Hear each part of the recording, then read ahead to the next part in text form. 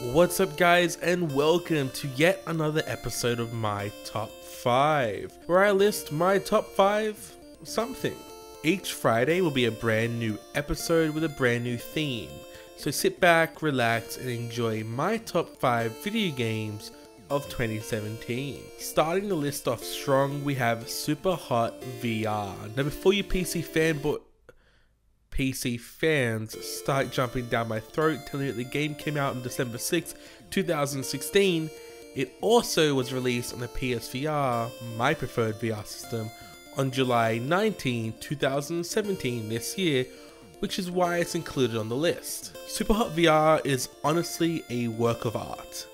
The game is made to move when you do, meaning the faster, more frequent you move in VR, the faster, more frequent the enemies and surroundings will move in the game.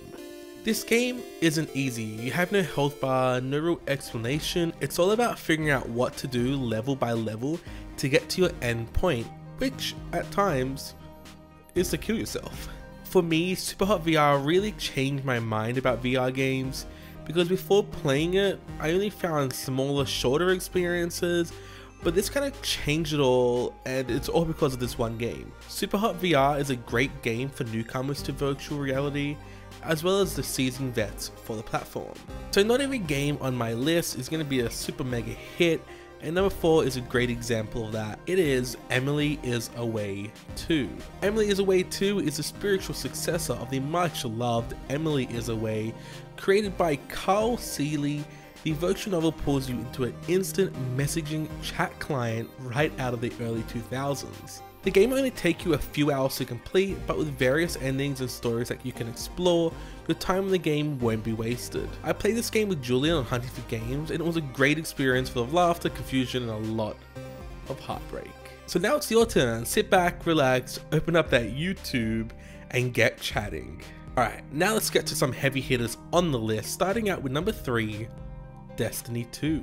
Destiny 2 being on my list is surprising, especially for me. I have already put more hours into Destiny 2 than I ever did with vanilla Destiny, and that's saying a lot. This online-only multiplayer first-person shooter is the second installment of the franchise from Bungie. Even with all the controversy that followed the game when it first released, I still had and still am having no problem enjoying the game itself. I've been playing the game on PC, so I was a bit late to the party and I've only recently started to get into it.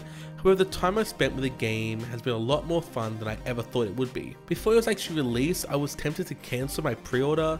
However, now I'm playing the game every couple of days at the very least. I think the reason I'm enjoying this game so much is because of my newfound love for story-driven games, as you'll see by the next 2 on my list. Speaking of 2, number 2 on the list is the best Assassin's Creed game I've ever played, Assassin's Creed Origins. Origins is the 10th game under the Assassin's Creed franchise and is the best one I've played yet. After some far less than perfect attempts at a game in Unity and Syndicate, Origin brings something fresh and finished feeling. I'm sure by now you know what Assassin's Creed is, and Origin feels just like an Assassin's Creed should feel, maybe even better. Without going into too much detail, you play as the main protagonist Bayek in his journey of revenge. This game is the most polished Assassin's Creed game that I've played, and the time I've already spent in the game is something special. It's a must play for anyone who loves story-driven games and open world games, and just gamers who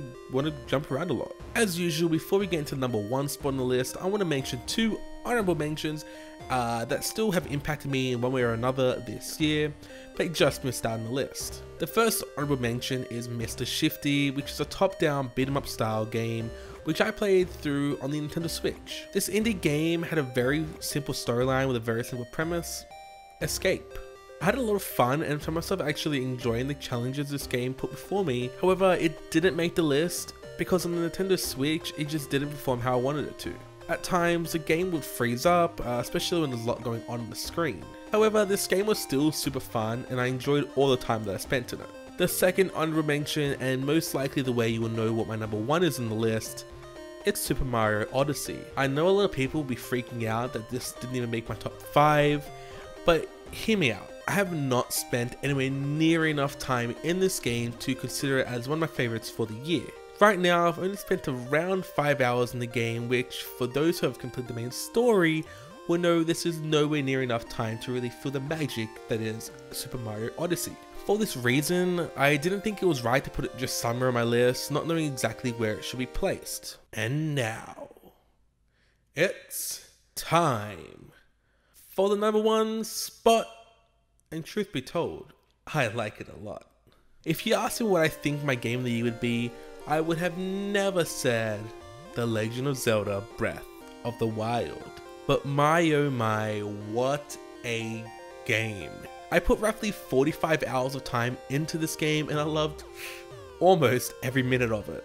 At times, I wanted to throw my Nintendo Switch so far I'd never have to see it again, but I didn't, and thank God, because this game was just something special. I'm sure I don't need to tell you what a Zelda game is, and in case you're confused, no, the main protagonist is not Zelda, that's Link. This was the first time I actually entered the world of Legend of Zelda, and it was seriously something special. This game is hard to explain because it covers so much under one title, but the best way to put it is just, it's the most polished, beautiful piece of art that I've ever played. If you haven't played this game yet, stop doing yourself a disservice, buy yourself a Nintendo Switch and play Breath of the Wild right now. And that's a wrap. That is my top 5 for video games in 2017.